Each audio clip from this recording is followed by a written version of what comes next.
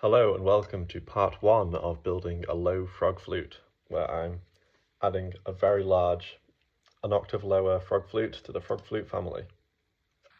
So in previous episodes of the frog flute series, I made all of these different frog flutes of various sizes, from a normal D penny whistle up to a high D.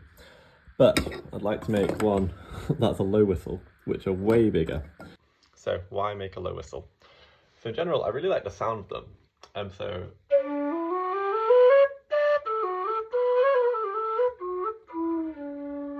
got this nice mellow sound, and one of the problems I find with low whistles is they're just very big, and I find you have to have this very wide finger grip, which for me is quite painful and leads me to not really want to play it.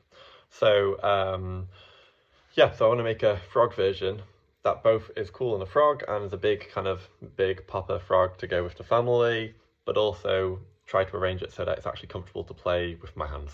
My first thought was just to take the existing design for the frog flute and just make it bigger, but the problem is we'd have the same problem where the finger holes would get really wide, and actually because of the curvature of these finger holes, it would be even worse to play than the straight pipe. So I used a method that I showcased in a previous video of drawing out the rough dimensions on a piece of pipe cleaner, and I think I found a new arrangement that will work and let me use my thumbs for the middle two holes, but still be able to fit and be compact enough to form a frog shape. I've done a very rough CAD to get this kind of bagel shape in place. The dimensions roll off, so next I'm going to go and use my low flute as a reference and get the rough dimension to where all the holes will be correct. And I finished modelling of the tube and the holes, got them in the rough right placement.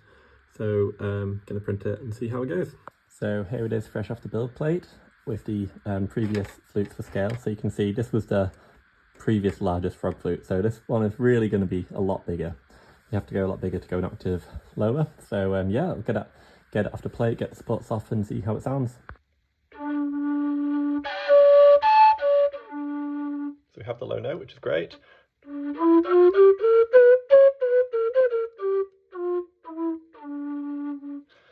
And compared to the low D flute I had.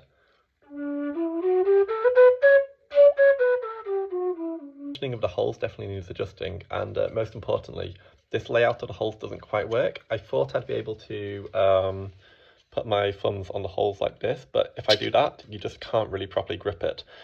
But I think if I put the holes underneath here, then that's actually going to be comfy enough to play and lift your thumbs up. So yeah, stay tuned for future episodes where we'll make big fat frog.